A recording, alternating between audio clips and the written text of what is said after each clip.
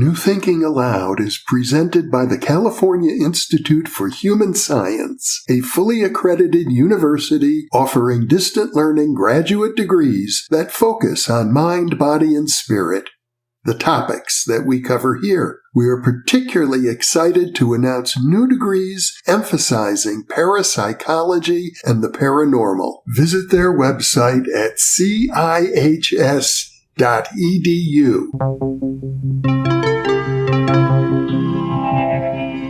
Thinking Aloud. Conversations on the leading edge of knowledge and discovery with psychologist Jeffrey Mishlove.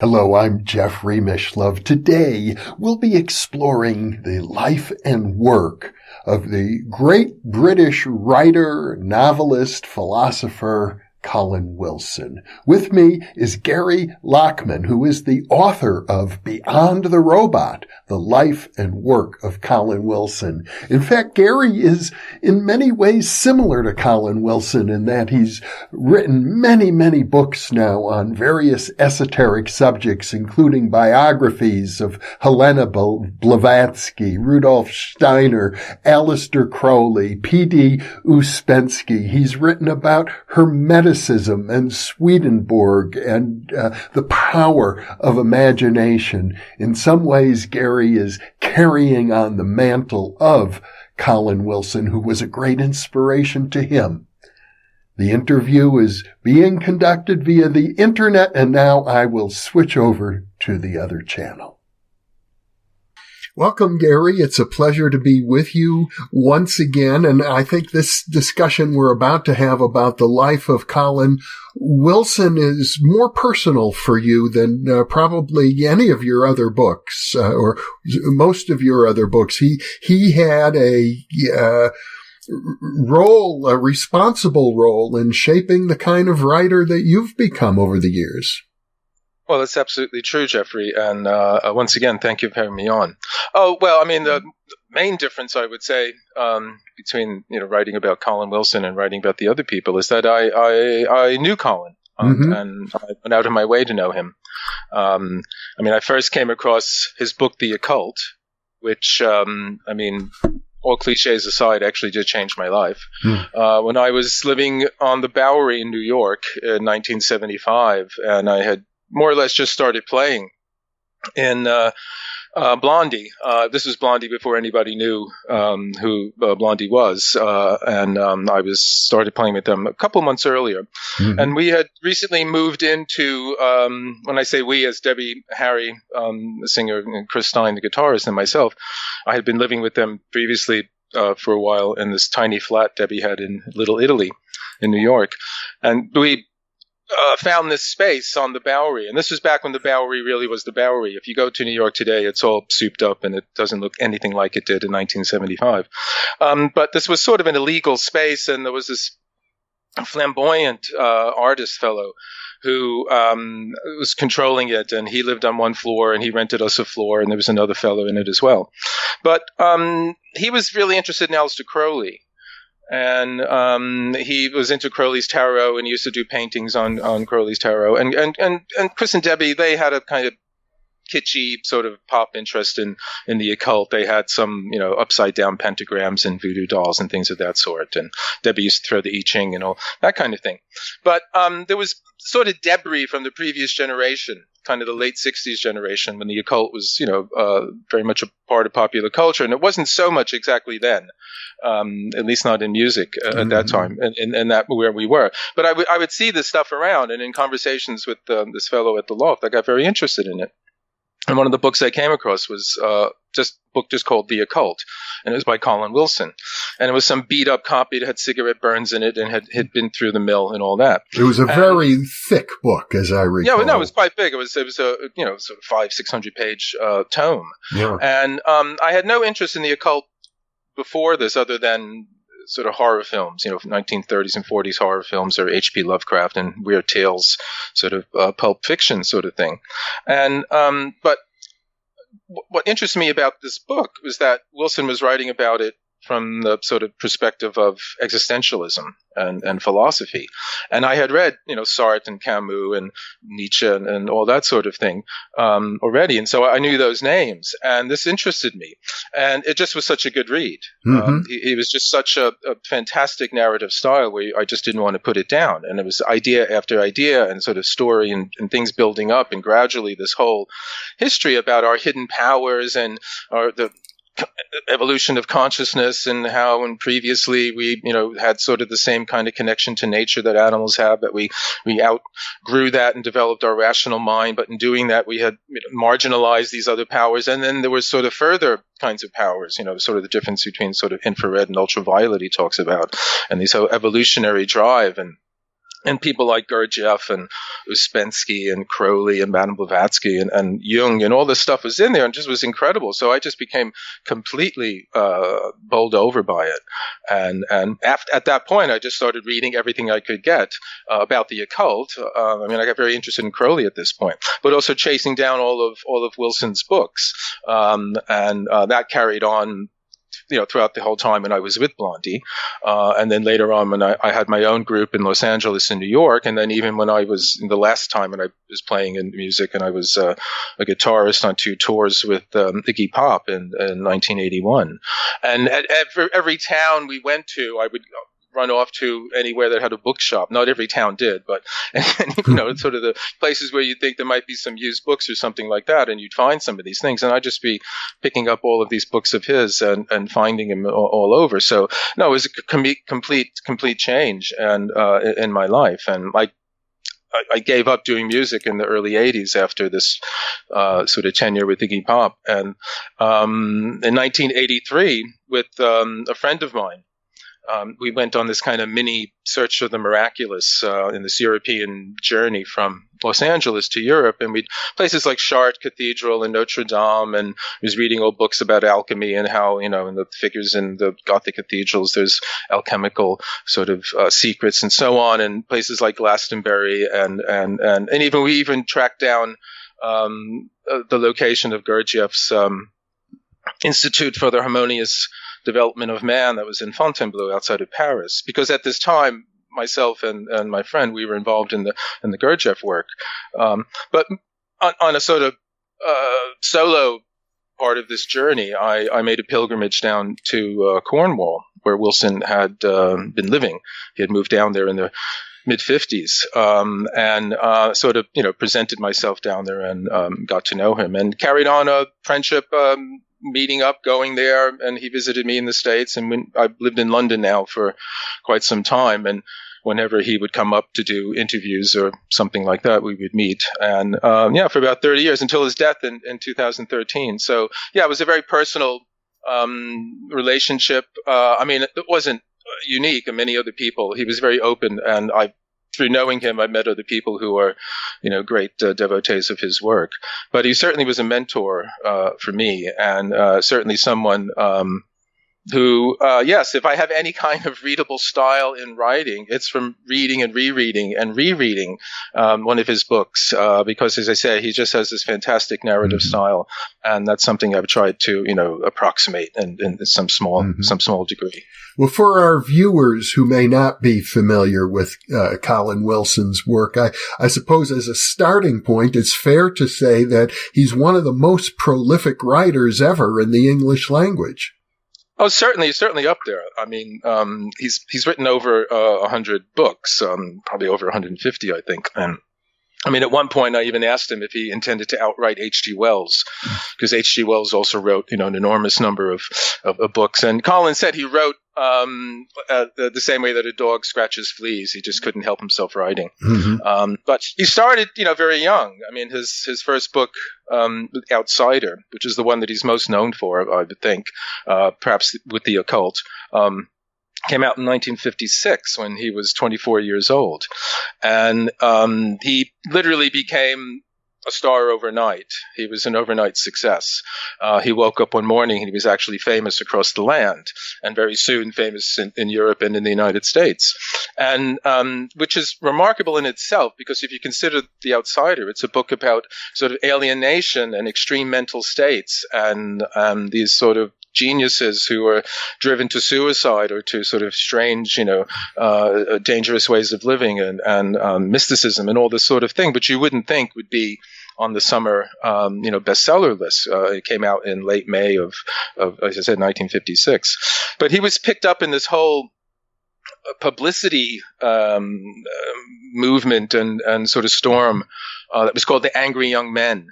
And this was people like John Osborne, who's famous for his first play, Look Back in Anger. And this was the beginning of what was known as the kitchen sink kind of school of drama. I guess in the States, Tennessee Williams is sort of like that, but it's not quite the same thing.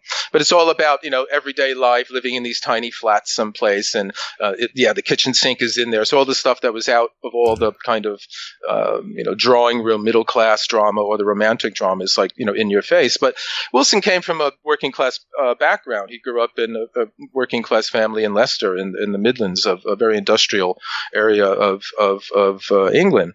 But his own concerns are much more existential, much more spiritual, and even religious in his early age. So he really didn't have much in common, aside from the working class background, with people like Osborne and Kingsley Amis, John Brain, and some of the other people who were much more socially conscious. And it was they're sort of associated with the Beat Generation, but it's not quite the same thing. The Beat Generation was a bit wilder and more out there on the fringe, and the Angry Young Men were much more sort of shaking their fists at the state and the failures of the welfare system and this kind of thing. But Wilson wasn't interested in that at all. I mean, The Outsider is about these characters who are sort of driven by this intense need for a kind of sense of purpose, a kind of sense of meaning, and intensity of experience that the modern world just doesn't offer them. And he sort of says, in the Middle Ages, you had the monasteries and the church. It was still a viable place for these sort of figures to go to, and they could find a home more or less in it. Whereas today there's no place for them in the modern world, which is all geared towards sort of material comfort and high standard of living and so on.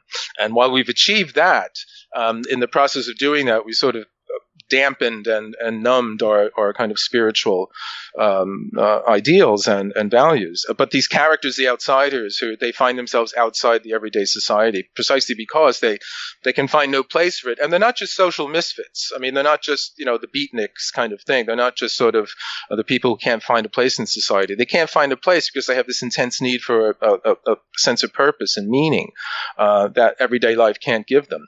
And so the book is just tells the story of these different characters, and it's a very incongruous mix. You have people like Nietzsche, I mentioned Wells, and Jean-Paul Sartre, and Camus, Václav Nijinsky, the famous dancer who said God is fire in the head, and many, many others. And Wilson sort of separates them into three different types. There's the intellectual outsider, and then there's the sort of the emotional and the physical. And Nijinsky is the physical one, so he achieves this kind of ecstasy through body and dance and movement, but he's very weak in the mind, and he went mad.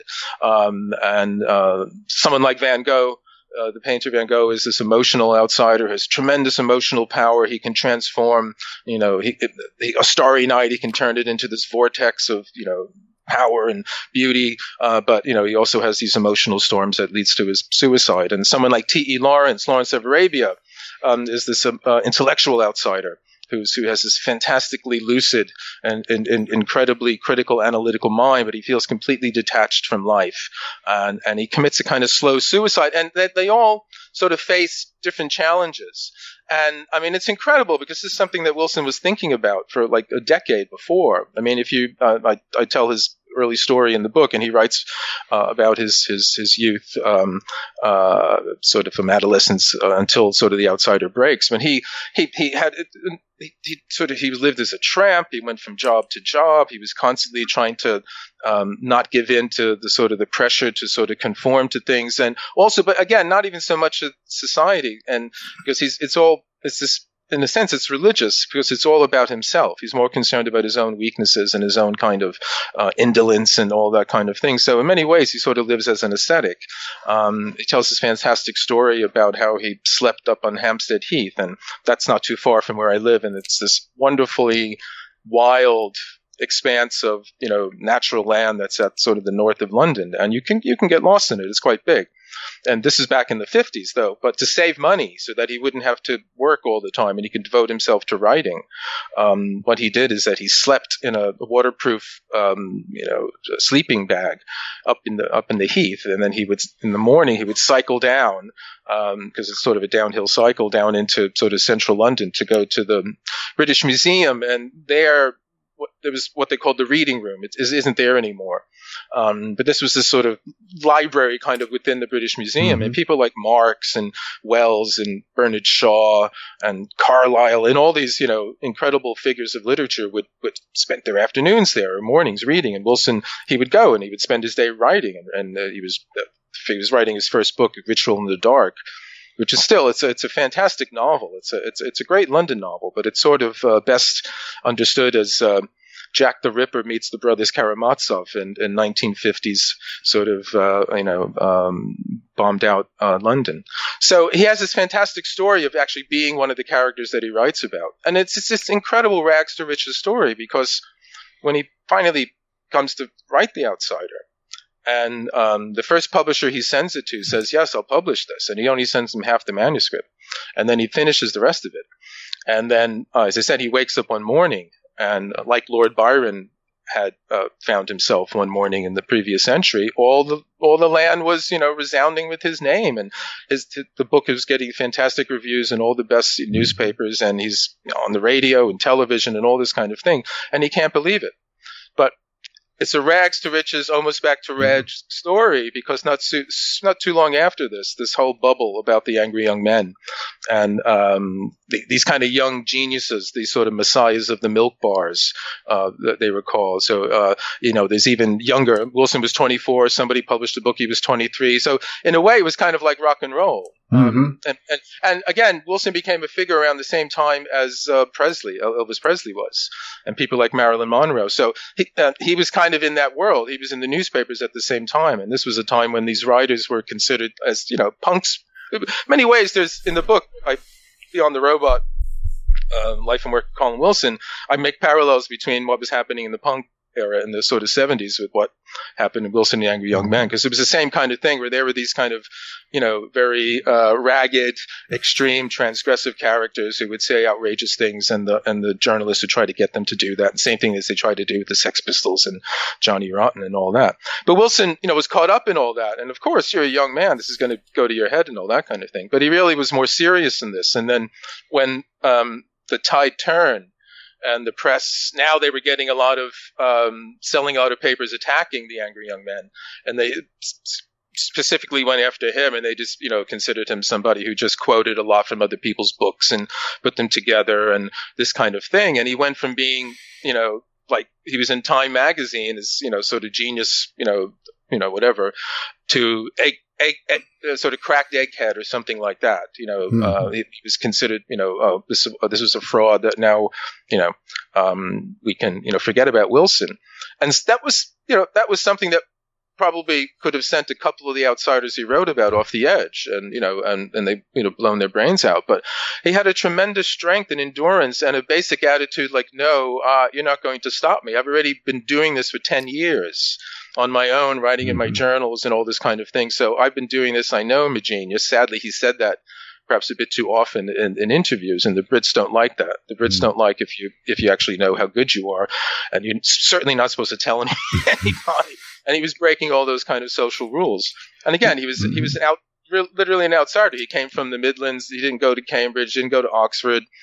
Total working class, total autodidact, and all that kind of thing. No college education at all. No college. No. He left school 15 or 16 or something like that. He bummed around, did all these day jobs. Worked as a navvy, basically a day laborer, doing whatever, pickaxing, digging ditches, and all that kind of thing. All this sort of different stuff. He was in the RAF for a while. You had to do sort of mandatory kind of thing. He hitchhiked over to Paris back in the day when, it wasn't the Euro star. You had, it actually was a bit of an effort to get there, bummed around in France. He sort of bummed around in Paris and, met a young George Plimpton when he was first starting sort of the Paris Review, other writers around at the time, Beckett. And so he's in that world, he was in this world as this young man, convinced of his own brilliance and had these ideas. And then his book comes out, and then he establishes himself, and then it basically moves out of London and goes down to Cornwall, where I met him in 1983. This is about 1957, around there, with his girlfriend, later his wife, and he hunkers down and he just keeps writing. I can attest that growing up in Wisconsin in the 1950s, we didn't own a lot of books, but The Outsider was in our library, so I was exposed to his writing as a child. My mother must have picked it up. I don't think my father would have, but he was an influence on me, at the age of 10. Well, you got to him earlier than I did. I think I came across that one. Maybe I was about 20 or something like that. But no, he's Outside is one of those books that everybody read at a certain time, a certain generation. And even if you didn't read any of his other books, that was one that people read. It was in that kind of realm as like, the Beats and, I was going to say Hermann Hesse, but actually Wilson was responsible in many ways for reintroducing Hesse to English readers, because along with all the other people I mentioned in The Outsider, he talks about Hesse, and Hesse's novels had been translated and been read, but he wasn't really read in the English-speaking world in the 50s at all. And Wilson, I think, if not the first, one of the first really long exposition of the novels, and in a book in which he's doing the same thing with Dostoevsky and something like that. And somebody else that Wilson talks about in The Outsider that would later become very popular was Gurdjieff. I mean, Gurdjieff had only died maybe about 6 or 7 years before he was writing it. Ouspensky maybe a year or two before that, and there was just very little written about Gurdjieff that wasn't coming from people who were involved in the circles, involved with the groups and all that. And Wilson had come across Ouspensky's In Search of the Miraculous when at the Wimbledon Library. I mean, he was living in some room out there. He was always living in some room in all these different parts of London, because he was going from cheap room to cheap room. But he came across this book, and and he got to know he got to know two. He got to know Kenneth Walker, who was part of the Ouspensky's group in London, and he wrote a few books about it. But he also got to know J.G. Bennett, who's better known, who had this whole school, Sherborne, in the 70s, and people like Robert Fripp from King Crimson and other people were involved in it and went there and so on and so on. No, Wilson, I mean, he was one of the early ones outside of the sort of Gurdjieff circle, writing at length about it in this book in the context of people like Nietzsche and Sartre and all the Bernard Shaw and all this sort of thing. So he was very much ahead of his time in many ways. Somebody else he wrote about early on that became immensely popular later was Aleister Crowley. Another one was H.P. Lovecraft. He was writing about H.P. Lovecraft in the early 60s before the Lovecraft craze started a few years later, and there's still today there's enormous kind of Lovecraft kind of pop culture out there and all that. So in many ways, Wilson was attuned to these things. But there was a long stretch when he really wasn't that well known. I mean, this was kind of the 60s. He even said to me he sort of sat out the 60s.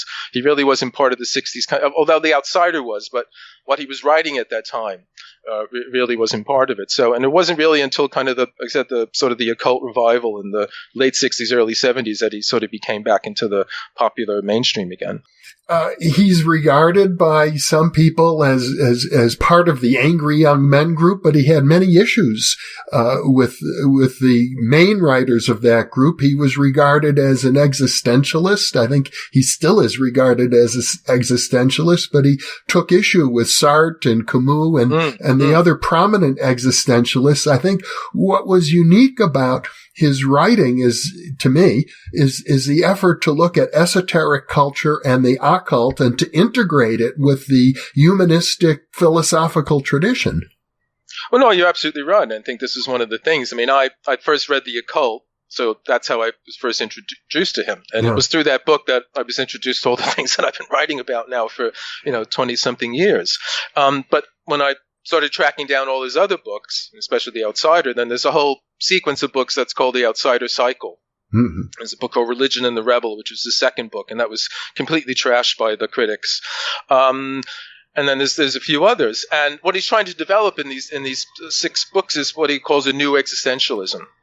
And he was sort of Britain's own homegrown existentialist. I mean, the thing about Great Britain is that they're not particularly interested in the kinds of ideas that people like Sartre and Camus and Heidegger and what they call the continental thinkers. It's all too a bit woolly-minded for them, and they're very pragmatic and utilitarian, that kind of thing. So in a way, Wilson was kind of out of, very much out of the normal English kind of way of doing things in the first place, and that he was an autodidact. But he was very, he was considered England's only, homegrown existentialist. And he actually met Camus. He visited him, spent an afternoon with him in Paris once.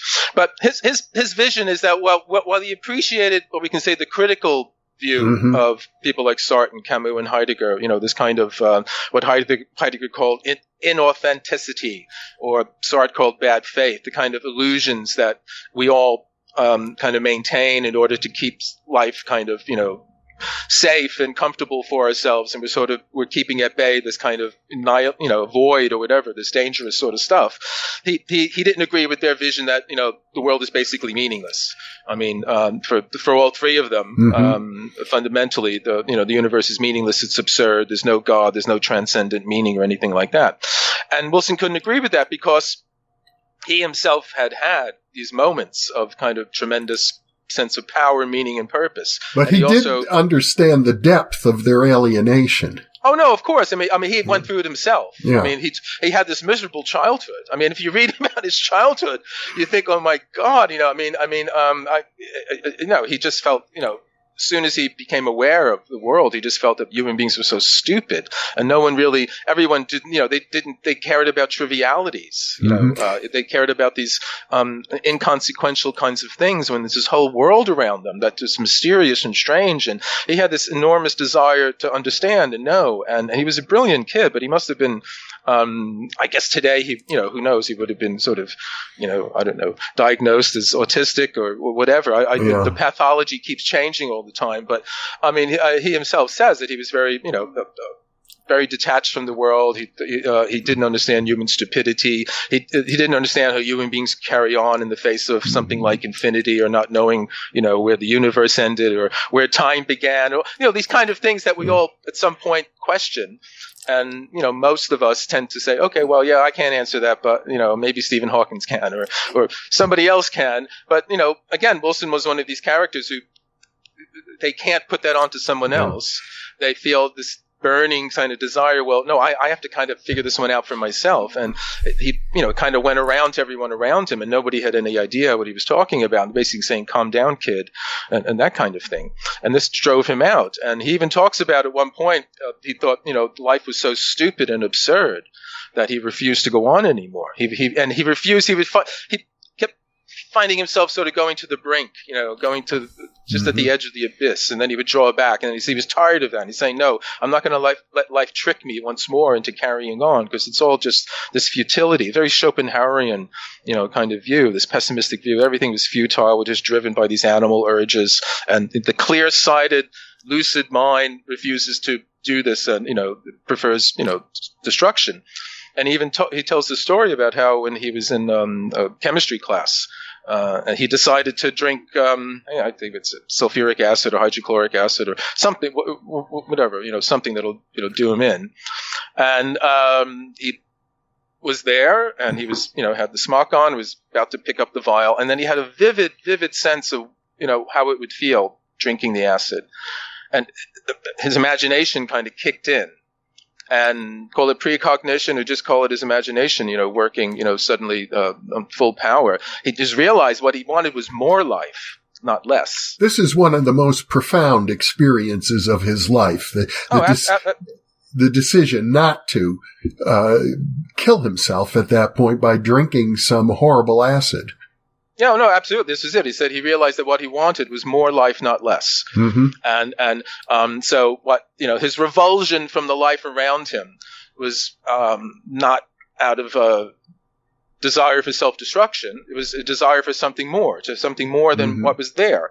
And then he sort of basically went out after that. And what is that? And had a very powerful emotional response to it, and also he devoted this kind of powerful, as I said, almost kind of, I don't want to say autistic, but you know what I mean, this sort of obsessive analytical power to what is that, And then he had, different people in the books he writes about, they too face these moments of suicide and they're drawn back. I mean, if you know Hesse's novel Steppenwolf, that's what the Steppenwolf does. Harry Haller walks around, trying to kill time and deciding whether to go home and slit his throat or not. And he has a glass of wine and he has this mystical experience that renews life, and suddenly he's reminded of things he already knows, but he really knows them.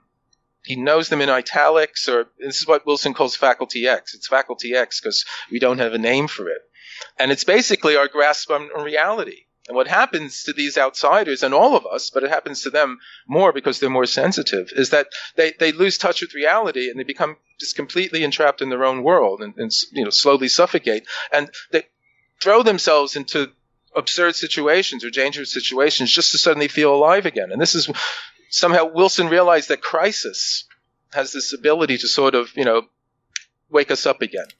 And so that's one part of the puzzle. Crisis can do it. Well, why does crisis do it? What happens when we're in this moment of crisis? And that's like the next kind of part of the puzzle that he tries to analyze. And the next step is there a way for us to induce the same thing that happens when we face crisis without having to put a gun to our heads? Because literally some of the people he writes about, like Graham Greene, the English writer, did put a gun to their head, and others as well. They, as I said, they live dangerously in the sense that Nietzsche says, but not, Nietzsche says, build your houses on Vesuvius, but these people actually did. They went out of their way to do, things that normal human beings would consider to be, no, you don't want to do that. But they were doing it because they had some instinctive sense that throwing themselves into these kind of dangerous situations would reawaken their sense of life.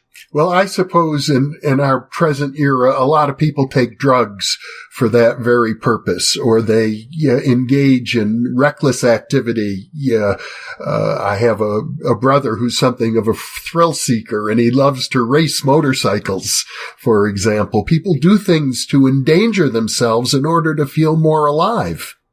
Well, this is true, and it seems aberrant behavior, and to the rational mind it is. But what Wilson says is behind this is there's something that he calls the robot, and this is a kind of labor-saving device that human beings have developed evolutionarily, and basically it's a kind of automatic pilot, and it takes over duties that were very sort of laborious for us to sort of acquire in the first place. But the whole phenomena of I got it now. Now I can do it. I can ride the bike now. I can type now. I can speak French now, whatever it is. That phenomena is when the robot takes over. That kind of robotic behavior is something that Gurdjieff also identified. Yeah, exactly. No, Wilson had much admiration for Gurdjieff. He wrote about him in many books and in a small kind of introductory sort of biography as well. And he's one of the figures that he's written about that he has many. And he even said to me once that of all the people that he wrote about, Gurdjieff have been, one of the ones he would have liked to have met. And yes, very similar sort of thing. Gurdjieff talks about we're mechanical and we're asleep, and it's the same phenomena. I mean, Wilson's he's just basically he sees its source in something that we've developed over our evolution, because it is something we need to do. Because if you you want to go out for a run, it'd be a real bother if you had to learn how to tie your sneakers every time you wanted to do that. If you wanted to type a letter, it'd be a real bother to have to learn how to type every time you want to do that. So we pass over that process, of actually typing to the robot or the mechanical center, whatever system you want to use to talk about that, and that frees up some other part of ourselves, and we can think about, okay, this is where I want to go on my run, or this is what I want to write in my letter, kind of thing. That's fine and dandy, but the problem seems to have been is that for some reason we have allowed the robot to take over more and more and more of our activities until it is doing things that we would rather do ourselves. In fact, we somehow lost track of somehow. We don't know how to turn it off. I had the privilege of interviewing Colin Wilson back, I think, in the 1980s. And in fact, I'll link to that interview because it is available on YouTube. And I was really struck when he told me that he discovered to his horror that the robot was taking over while he was having sex with his wife. Oh, well, poor Joy. Yes, I'm sure she's heard that in more than one interview. Yes. No, well, I'm almost tempted to say, well, look, you needn't interview me the rest of the thing.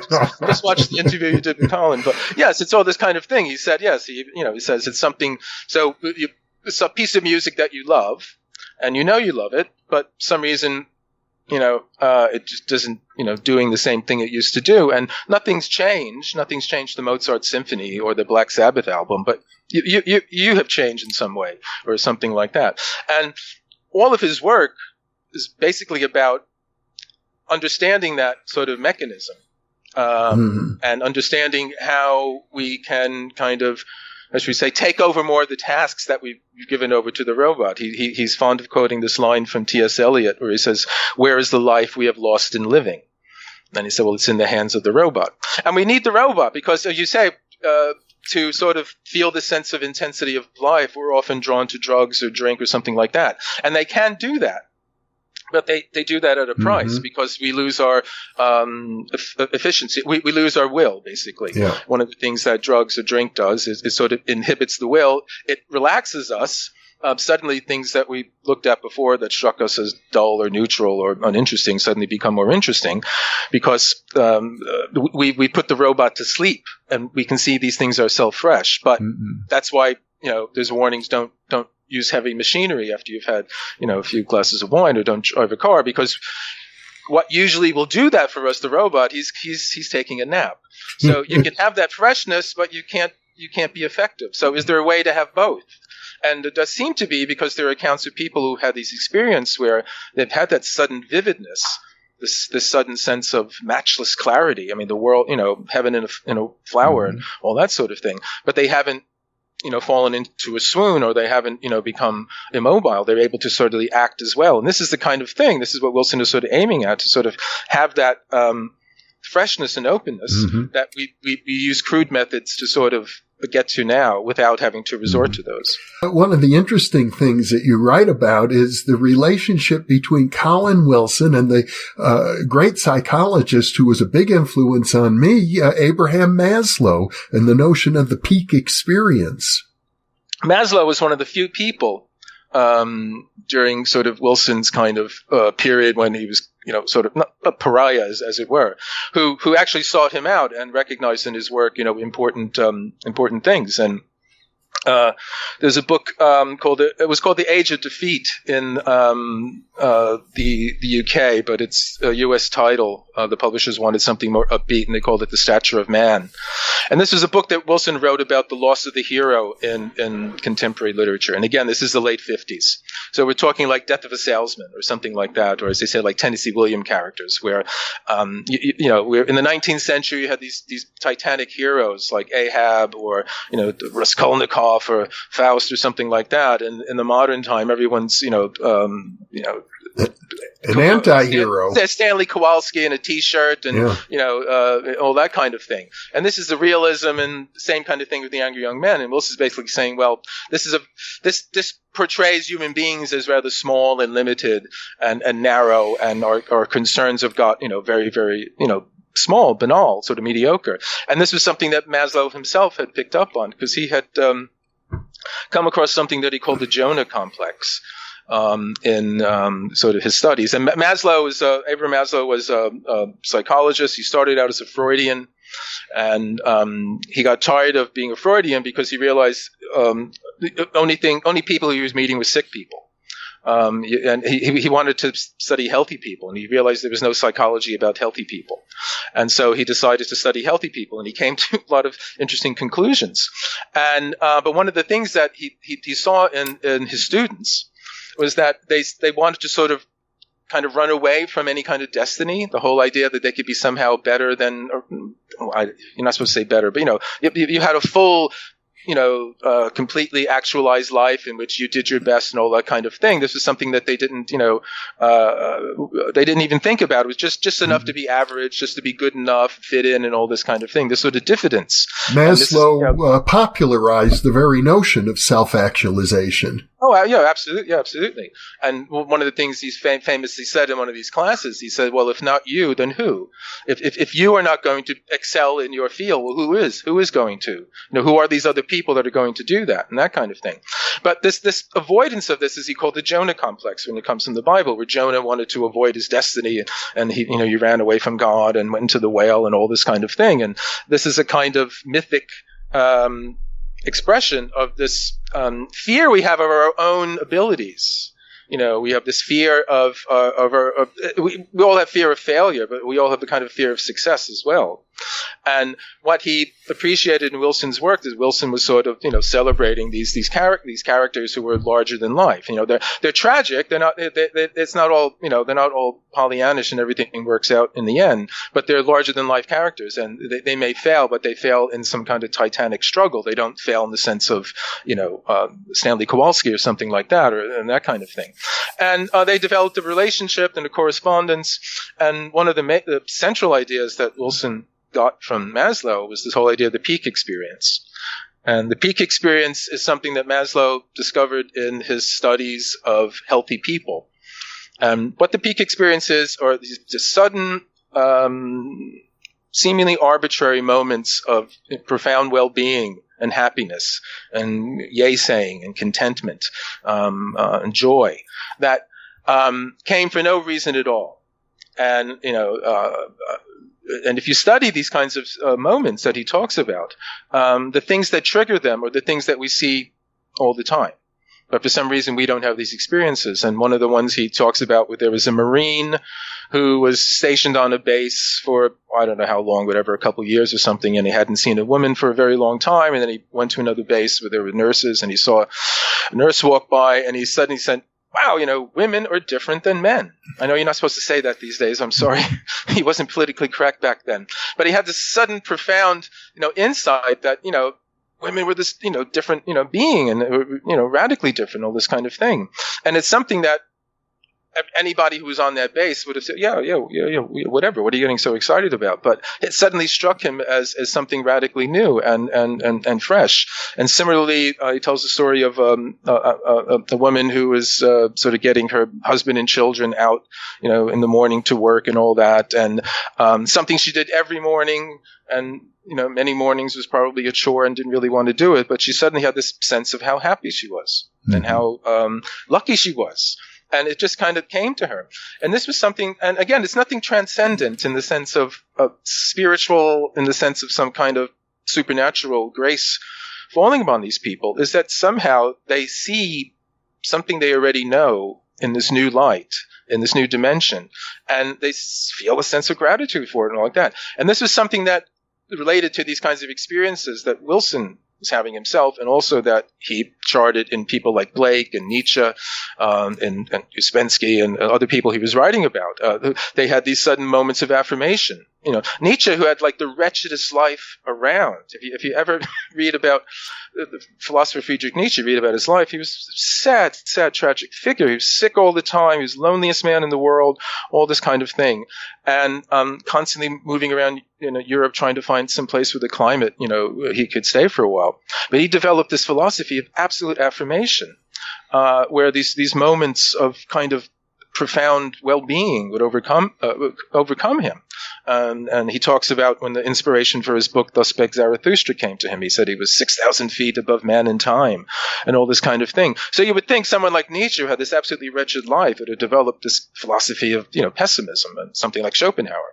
And strangely enough, Schopenhauer had a very nice, comfortable life, and he developed this horrible, pessimistic philosophy that life is meaningless. So somehow having to struggle against this kind of suffering, in some way, and this is something Maslow says as well, somehow adverse conditions in many ways are preferable for self-actualization than being nice, cozy, comfy ones, because you need to sort of work against something. So these kind of visions of meaning and affirmation, they're not transcendent. They're just sudden senses of yay saying, these figures that Wilson was writing about and the people that Maslow was studying, they were having similar kinds of things. So they had a lot in common. And Wilson's next step was, Maslow said peak experiences can't be induced.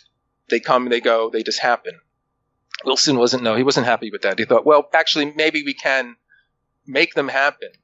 Not in the sense that let's go running after peak experiences, but let's try to analyze the mechanisms, what's happening in consciousness when something like a peak experience takes place. And Wilson got very interested in the philosophy of a German philosopher named Edmund Husserl and this whole method called phenomenology, which is basically a kind of mapping out of what's taking place in consciousness.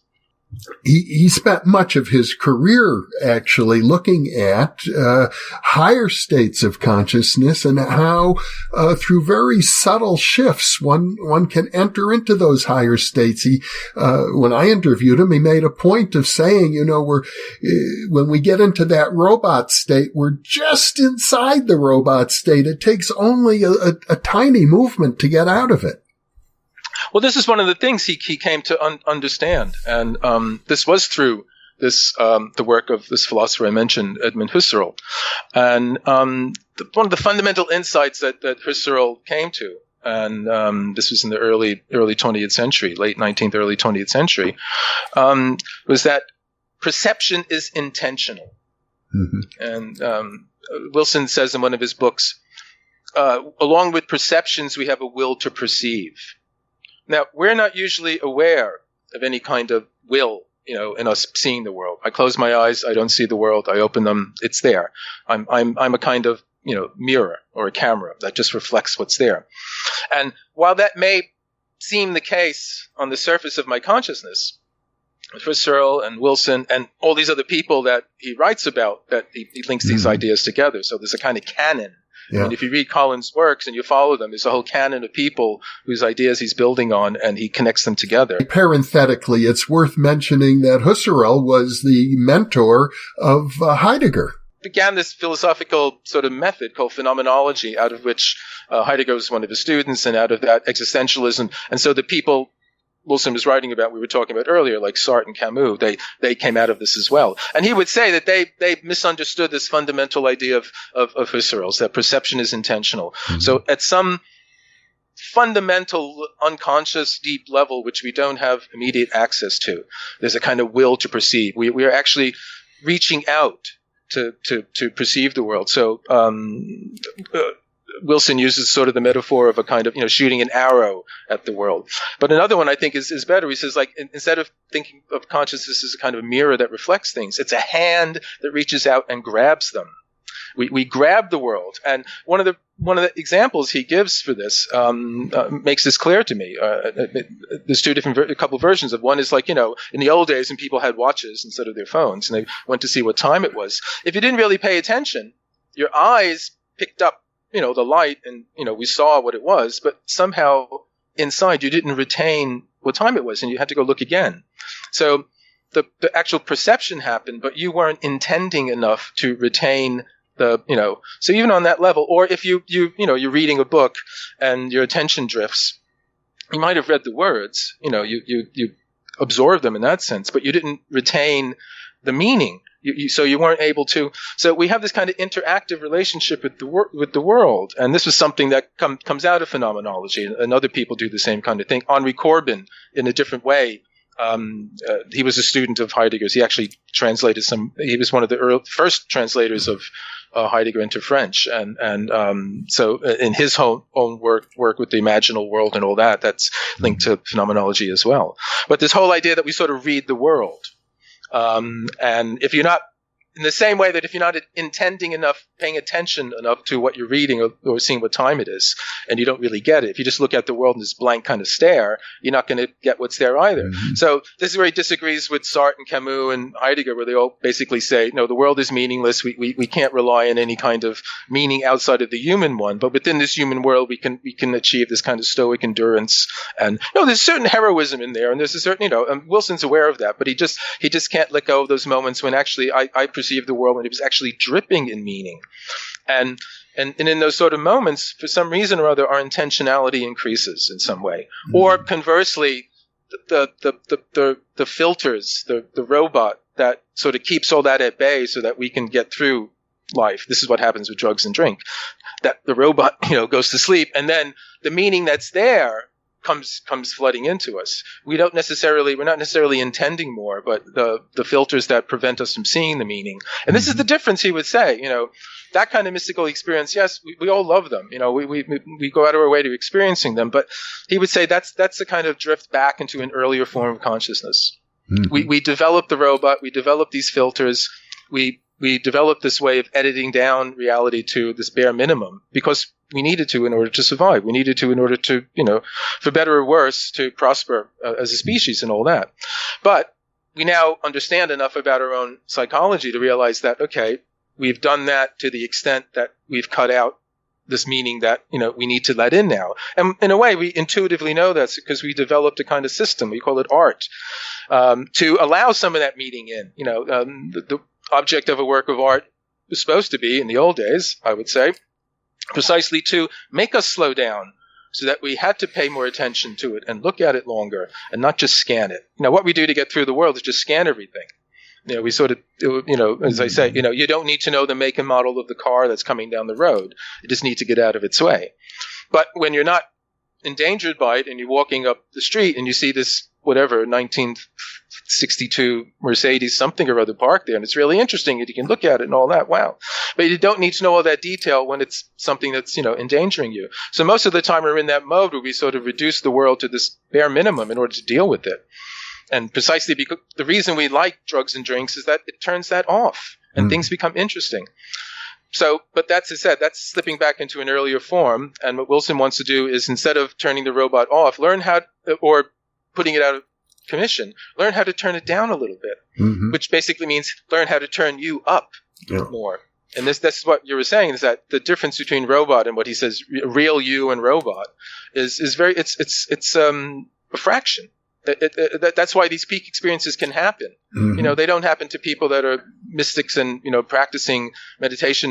They may, but I'm saying they're not aiming to do it. It happens. In some way, these things happen naturally. And this is something, again, this is part of the puzzle. This is a clue to his puzzle to how can we learn to sort of, basically, how can we learn to use our consciousness in order to induce more consciousness? He became quite interested in the brain itself and the two hemispheres of the brain, and also Julian Jaynes' theory of the bicameral mind.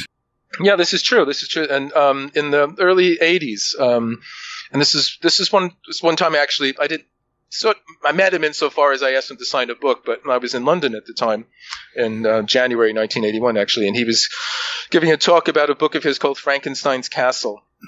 And it's a thin book, and he wrote a couple books around this time. Another one is called Access to Inner Worlds. Well, yes, he became very interested in the left and right brain sort of story that was going on at the time. And Julian Jaynes' idea, his book in Origins of Consciousness and the Breakdown of Bicameral Mind, which again suggests, and even in his book, that earlier in our history, many, many years ago, we didn't have the same kind of consciousness that we have now. We didn't have the kind of clear, lucid, rational, there's me in my head here and there's the world out there. We didn't have that. It was much more of a kind of continuum, much less of this kind of distinct separation. And but what Wilson found was that it seemed that the kinds of experiences that he was charting, the peak experiences and mystical experiences, and the way in which the world seemed to be in them, was something that seemed to be associated with the way in which the right brain kind of perceives the world. Yeah. And the more limited view of things, the edited down version, which we need in order to deal with the world, is something that was more associated with the left brain. And I tell you, one of the interesting things is that a great deal of the stuff that Colin wrote about in those two books and a few other books of his, where he talks about the left and right brain, is a very, very important book that came out about 10 years ago now called The Master and His Emissary by Ian McGilchrist, and which is a much larger, more in-depth and McGilchrist is a neuroscientist, and so it's much more sort of scientifically and academically kind of notated and all that. But many of the insights that McGilchrist talks about in that book, Colin had sort of talked about earlier. And that suggests to me that, in his own way, intuitively, or just looking at it from his own phenomenological approach, he had, came upon many of the things that later, this is, more than 20 years later, at least for me, are kind of were being anchored in that book in hard kind of neurological evidence. So, but yeah, there was this, and he also, he believed that the right brain was the source or the conduit or that part of ourselves that was associated with paranormal experiences or occult experiences. Because, as you say, I started out talking about the occult. Some people who've written about Wilson said, "Oh well, he wrote these books about existentialism, and then he kind of hopped on the occult bandwagon because there was the occult revival in the late '60s, and a lot of books being published about and all that." And in one sense, that's true. He was asked to write the book. A publisher, approached him and asked him to write a book about the occult. And he had interest in it kind of vaguely. It turns up in some of his other novels. He had written a novel where Aleister Crowley was a character, and he wrote a book about Rasputin. And so it was something that had, it was there as in his background, but he didn't take very seriously. But once he started writing the book, he realized that it was something that he had to take seriously. And as I said, he connected it to this decades-long exploration of existential philosophy and phenomenology. So it wasn't so much of a, sudden jump from one thing to the other. It was a continuation and an opening up. And then likewise, from opening up from looking at occult and paranormal experiences and these mystical states of consciousness seriously to looking at them in the context of the psychology of the the hemispheres of the brain and all that.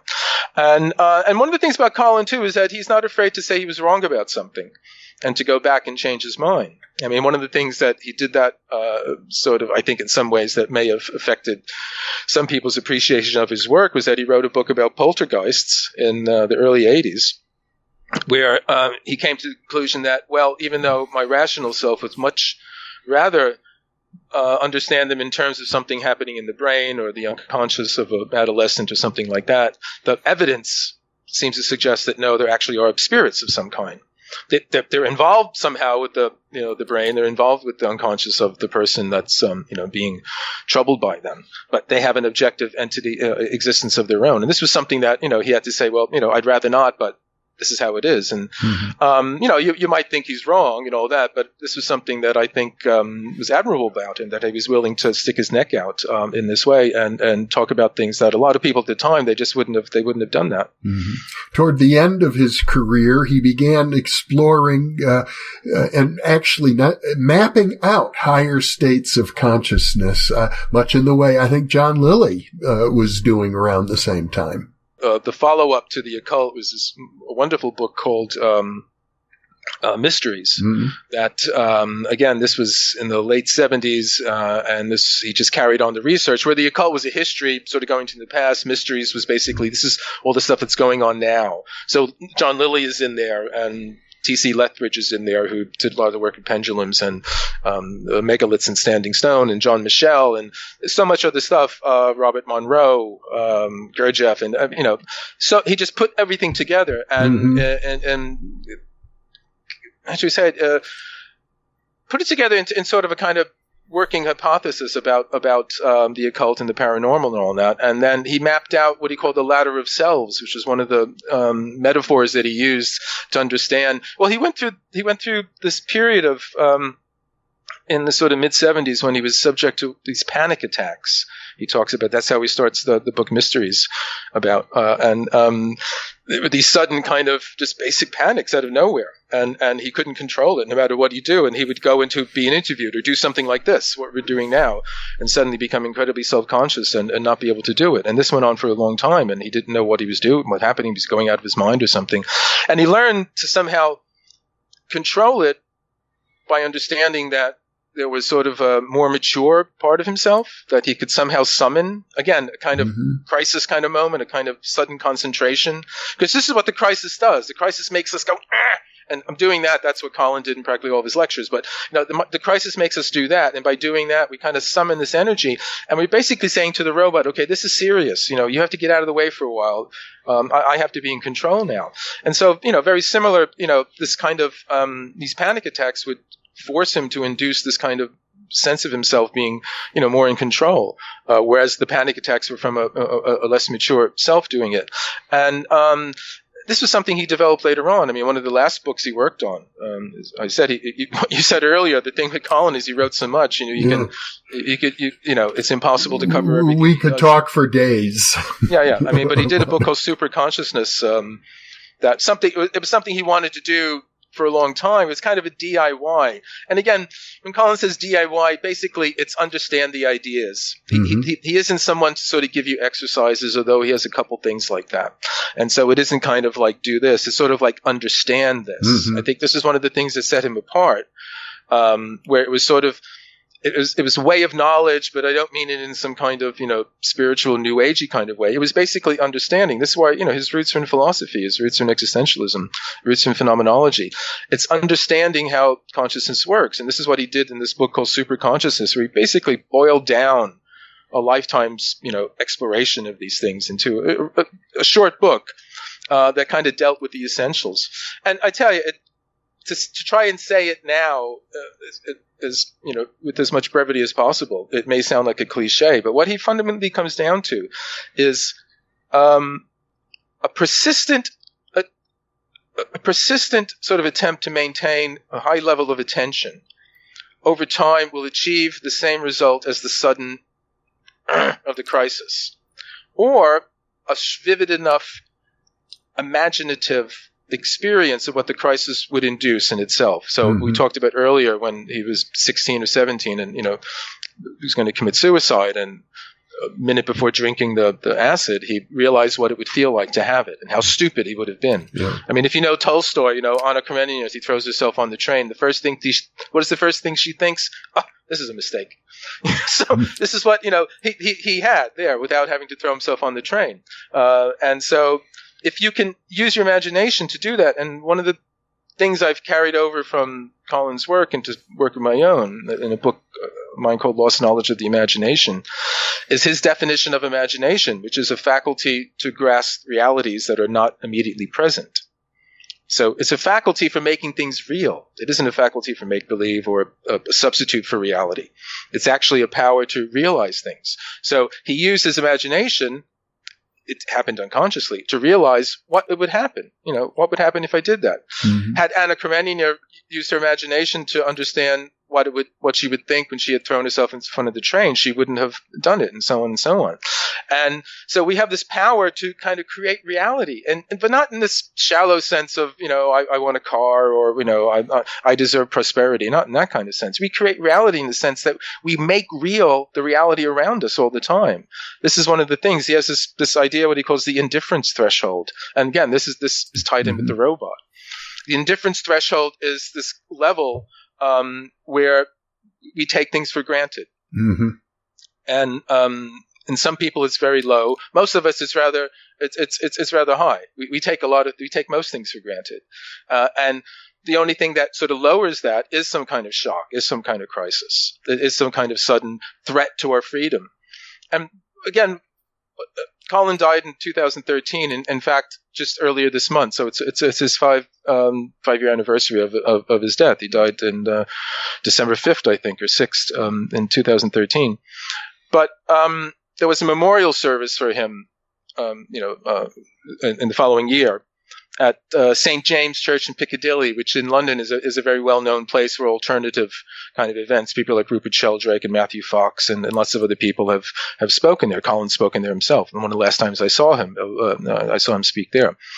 And I had 5 minutes to say something about his work, which is, the equivalent of trying to talk about it now in one interview. But what I did was talk about what he talks about in the very beginning of The Occult, which is the first book of his I read. And he talks about all his work is focused on what he calls the paradoxical nature of freedom. And that's tied in with the robot and the indifference threshold. And fundamentally, it's this, what we all know in this kind of homely kind of way is that, when we have something and we feel safe, in its possession, we tend to take it for granted. And its importance, its meaning starts to dwindle. But once it's threatened, we realize how important it is, and we fight for it, and we want it. And this is what crisis does. Crisis it pushes aside this indifference threshold.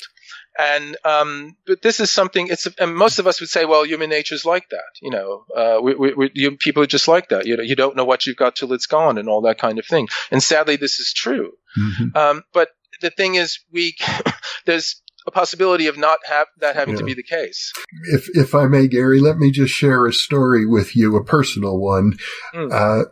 When I interviewed him back in the 1980s, I had an event like that shortly before the interview. And in preparation for our interview, I listened to that one. So it's fresh in my mind. I was riding my bicycle in San Rafael, California, where I lived, and I got hit. I got rear-ended by a truck. A truck driver didn't see me, and my bicycle was totaled. It was destroyed, but for some reason, I must have gone like through a somersault or something. I landed on my feet and I was fine.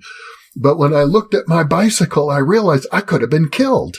Mm-hmm. And from that moment forward, at least for quite a long time, and every time I think about it, although it fades, but I began to appreciate, how precious it is just to be alive. Oh, well, absolutely. I mean, again, it sounds like a cliche, but it's true, and all the best cliches are true. And this is fundamentally what Colin is talking about. He loves to quote this phrase from the English writer G.K. Chesterton, who talks about something he called absurd good news, sort of this glad tidings. And the reason it's absurd good news is that it's not really news. It's you're reminded of what you already know, but you know it, as I say, you know it in quotation marks, or you know it in italics, or you know it in this kind of, I guess in the mystical sense, we would call it a gnosis. It's a very immediate, direct kind of thing. But it's this thing that he calls faculty X, and it's so many of the people he talks about, they have this mystical experience, and the content of the mystical experience is exactly the same as the content of everyday experience, except they're seeing it in a different way. And this is slightly different. This is something that Kathleen Raine, the poet and Blake scholar, who I've written about in other contexts, she says, imagination doesn't see different things. It sees things differently. And again, it's, as you say, it's a kind of slight shift. This is something that and I think it's true. I think Colin is true. I think we can learn how to induce it, or at least learn how to prepare, the ground for these sort of things to happen. And on the simplest level, it is kind of developing an attitude of gratitude. My God, that sounds horribly cliche, but it is true. I mean, in the sense that if you stop to think, we have so many things that, I mean, especially us, here we are, through the miracle of the internet, and we each live lives that people of, 100 years ago couldn't even possibly conceive. And for all the things that are horrible in our world, and there are enough of them for us to worry about at the same time, we have enormous capabilities around us that, another time people would not be even aware of. So, I don't want to sort of end on a note of like we should be thankful for everything around us and all that kind of thing. But in many ways, that's true. But it's not just sort of being thankful. It's understanding what's the process taking place in us, in our minds, that allows for this, our grasp on something that we know to be important and meaningful to us. It weakens in this kind of thing. Okay, this is why these outsiders threw themselves into these, many times absurd and dangerous situations, because they had an instinctive sense that the difficult circumstances they put themselves in would make that happen, involuntarily. Now, again, this is what Colin said. Can we try and make that happen ourselves? And he tells a story about one New Year's Eve in the late 70s when he was giving a talk somewhere at an alternative, school. And there was a, tremendous snowfall that night. And he was trying to get back home. And it was impossible to get out, and and at some point they decided we have to try. And he tells a story about, they dug all the snow out, and his car was the only one that could get any traction and could get on the road and get going. And he says, though, when he got going, the snowfall was so bad that he couldn't tell, where the road ended and where the ditch was. And if you know these roads in England, they're not. It's not the 101 in California. It's these narrow roads where you usually have to kind of really go out of your way to let the other car go by. And so you imagine this is just all flat with snow. And he said, he realized that, okay, he had to maintain his attention the whole time in order to get through. And he did that for some time, a couple hours or something, until he finally got to the main road, because he had to drive very slow. And when he finally got to the main road and he kind of could relax, he realized that everything around him just suddenly seemed more clear, more vivid, more there, more present, whatever words you want to use. And it was the same kind of effect that a peak experience would induce, or, a mild dose of mescaline or something like that. In fact, when I met him in 1983, I remember sitting outside of their home in Cornwall in the summer, and him telling me that, if he made the effort, he could induce, similar effects to what Aldous Huxley described in Doors of Perception. And I believe it's true, and not the kind of full on experience, because actually Colin wasn't interested. That's the other thing. He wasn't interested in the kind of cosmic consciousness sort of thing. Not that he didn't understand that was important, but he thought that was too far on. We can't make any use of that. This is what links him to Gurdjieff, because Gurdjieff knows about that, but he doesn't talk. He talks about self-remembering. He talks about overcoming our mechanicalness. He talks about overcoming our sleep, and he's not talking about whatever, going off into these ecstatic adventures. And they're fine and dandy. They tell us that there's something more than what we usually accept as for reality. But what we need to do is be able to work our way up to them. And this was something that Colin accepted too. So he talks about a kind of levels. And again, these are just metaphors that he uses in his writing. It's not sort of the systematic. He's not a systematic writer in that sense. He's a writer. And the other thing too. So he writes about lots of other things. We haven't even touched on his crime writing. He wrote many, many books about crime and things of that, or his novels. The science fiction like The Mind Parasites and Philosopher's Stone and things of that sort. Nor his books about sex. Sex was essential kind of thing. I mean, he wasn't that interested in drugs. He liked wine. That was his drug of choice. He wrote a book about wine, but sex was something that was very, very interested to him. And again, not in this kind of Don Juan sort of way. He wasn't like Henry Miller. He wasn't sort of, chasing women all the time. He was faithful to his wife Joy for, years and, decades. He even complains when he was younger, when he still had his fame, that he was committed to her, that he couldn't take advantage of, all the opportunities that were presented to him and all this sort of thing. But what happens in sex? Sex to him is, it's 99% imagination.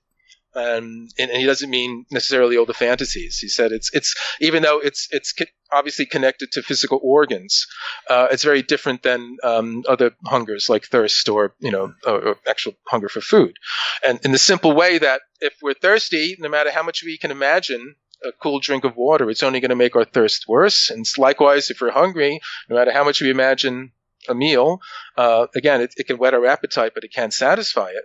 But for better or worse, if we are sexually hungry, we can imagine a satisfactory encounter and actually have the physical response to it that, would satisfy us. Now, we consider masturbation one of our lower activities, and yes, morally and ethically perhaps, but in terms of showing the power of the imagination, it's actually one of the most important ones, because they said with no other kind of human appetite can it be satisfied through the mind alone. And even Colin writes, and he's not the only one, people like Rousseau and even contemporary philosophers like the late Jacques Derrida even wrote a book talking about how in many ways masturbation is more enjoyable or satisfactory than real sex and all this kind of thing. So, I mean, Colin was, incorrigibly analytic, and he was trying to understand, what actually happens. And one of the things that he talks about in terms of sex that was really interesting is this kind of response where this is in one of his novels. This is a novel called Ritual in the Dark. And there's a scene where the main character, which is kind of his alter ego, and this girl he's involved with, they've been in his basement flat, and they've made love and all that, and they're sated and all this kind of thing. And he goes out to get the milk. This is again back in the 50s when milk was delivered. It's in another world. But he goes out to get the milk, and it's a basement flat. And as he walks by, as he gets the milk, he sees a woman walk by, and he has a quick sort of view of her skirt. And even though he's just spent the afternoon making love with his girlfriend and believed that he was completely satisfied, has a sudden, sexual interest in just this, anonymous woman walking by.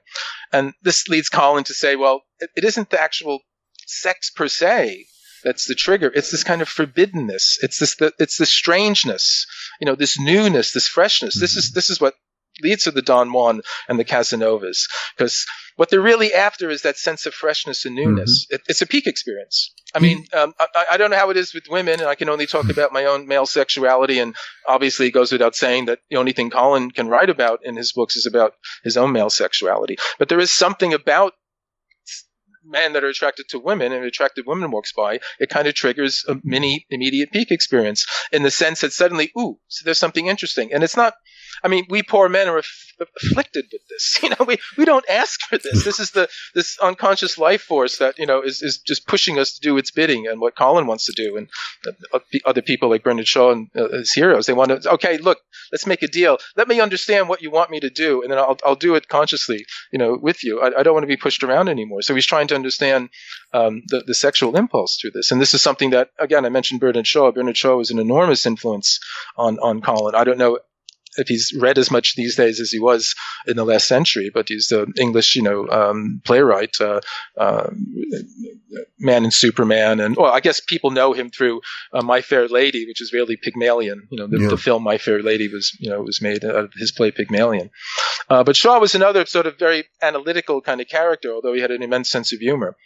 But he tried to understand this whole male sex drive, he believed in this evolutionary drive that he called the life force, and he borrowed that from Henri Bergson, the élan vital. And it's this kind of purposive urge to grow. It's not the Darwinian just, cause and effect, survival of the fittest kind of thing. It's this kind of unconscious urge to grow, which we are trying to understand.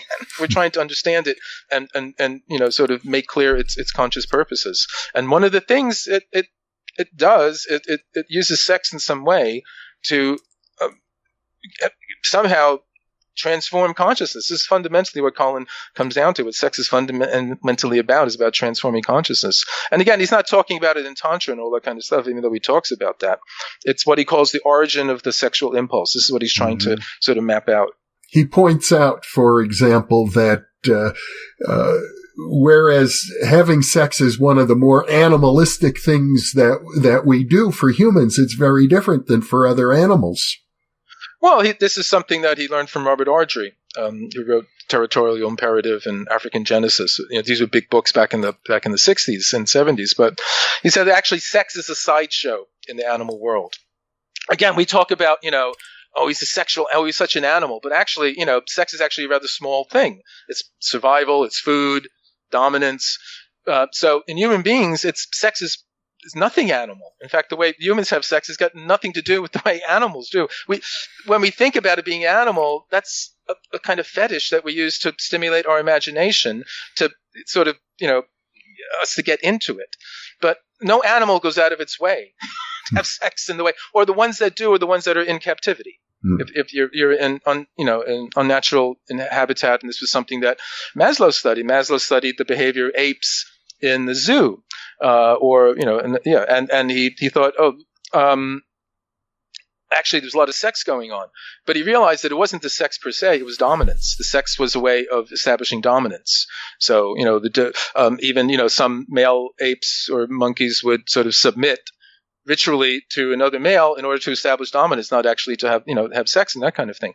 So again, this was something that Wilson picked up too, with a lot of sex is less to do with the actual sex than it has to do with this kind of will to power sort of thing. And again, that ties into this kind of sense of increased consciousness. Again, it doesn't sound like, that doesn't sound like consciousness. That's very spiritual, but that Wilson isn't really talking about spiritual. He's actually talking about this kind of intensity, intensity of consciousness that, we know in most people's lives, sex is probably the most intense kind of experience they have. This is something that, for better or worse, this is something there. And so that kind of energy is available to us. It's there. But in most of us, sex is the only thing that kind of releases it or triggers it. But what Wilson argues is that in some people, the outsiders, other people, maybe some of our viewers and ourselves, we're also get excited about ideas. We get excited about other things that are other more purely imaginative kinds of things. Sex is a kind of halfway house because it's physical, but and we all know, the physical side of it isn't the only thing. If you're not into it, as it were, the sex isn't going to happen. Your mind, in the sense of your imagination, has to be involved in some way, and that doesn't mean having fantasies. It means actually informing the reality that you're involved with at the time. And this is true of all of our experience. But what Colin is saying is that, for some people, the kind of intensity that's triggered by a sexual experience or the possibility of one can also be triggered by imaginative kinds of things, by ideas, by, art, by books, by all this kind of thing. And this is his way of saying that increasingly what our evolution is about being able to occupy this inner world, relying less and less on stimulus from the outer world. And this is one of the things he got very, very interested in, was the whole sort of black room experience, or the sensory deprivation experience. And he even wrote a novel. It's a spy novel. One of the things he does is he takes kind of genres, spy, even erotic novels, or science fiction, or horror, sort of horror, detective, all this kind of thing. Yeah. He uses these genres, and then he's able to tell the story. He entertains the reader, but he's able to communicate his ideas as he goes across. And one of the most important ones, a book just called The Black Room, and it's precisely about, the plot is about these spies trying to learn a way to overcome being trapped in a completely black room, a sensory deprivation chamber, so that they're not worn down and can talk and all this kind of thing. And there's different characters who go in and they succumb to it for different reasons at different lengths of time. But there's one character, this is usually a Colin Wilson alter ego, who's the guy who knows how to use his mind and consciousness, and he's able to go in and he's able to defeat the black room because he's able to somehow develop his inner muscles enough that he can hold on to his sense of inner purpose. Without having to have stimuli from the outer world. And Wilson would say this is something we've been trying to do from day one. It's something we've been trying to do when we first kind of crawled out of the ocean way back when. And, he does see some kind of enormous future, down the line where we actually have, much more power over our minds than we can even, think of today. Well, that's one of the most exciting aspects of Colin Wilson. Well, Gary, this has been a real pleasure. I know we could keep talking all day. I can do it all day.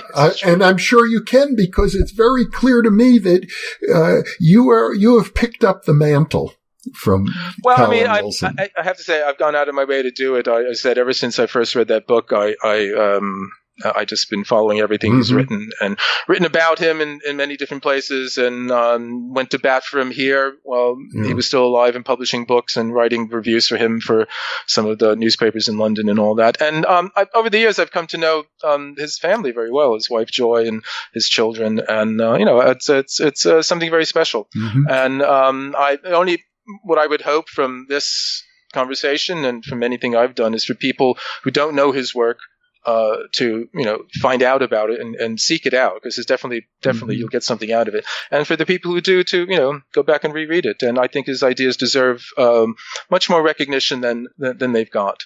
So let's hope this is something that can get that going. To my way of thinking, he's really one of the most important thinkers of the 20th century. I can't agree with you more. Absolutely. Yeah.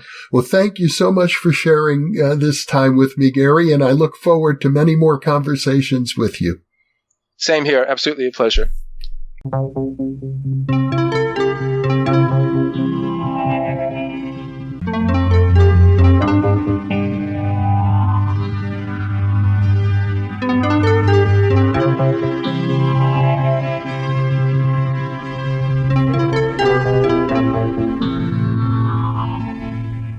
Book 3 in the new Thinking Aloud dialogue series is UFOs and UAP, Are We Really Alone? Now available on Amazon. You can now download a free PDF copy of issue 7 of the New Thinking Aloud magazine, or order a beautiful printed copy.